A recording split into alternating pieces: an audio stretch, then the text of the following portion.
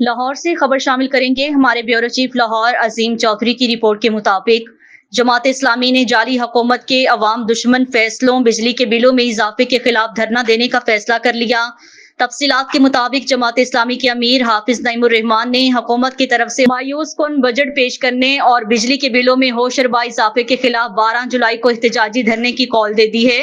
جماعت اسلامی کے جاوید قصوری نے آج پریس کلب لاہور میں ساتھیوں کے ساتھ ایک پریس کانفرنس میں اپنی جماعت کا واضح موقف پیش کیا کہ حکومت اپنی عیاشیاں ختم کرے اور بیوروکریسی میں فری یونٹس کی تقسیم کو بند کرے۔ حکومت 300 یونٹس تک بجلی فری یونٹس دینے کے اپنے دعوے کو فوری پورا کرے۔ عوام کی چیخو پکار ان کی عیاشیوں کے شور میں دب چکی ہے۔ پاکستان کے 98% غربا پر بوجھ ڈال دیا گیا ہے۔ جاوید قصوری کا موقف تھا کہ ہمارا دھرنا ڈی چوک میں مکمل پرامن ہوگا اور حکومت اسے پرامن ہی رہنے دے اور ہمارے عوامی مطالبات کو تسلیم کر لے۔ کارکن تیاری پکڑیں، حافظ نعیم الرحمان کی قیادت میں ایک بہت بڑی تحریک کا آغاز ہونے جا رہا ہے۔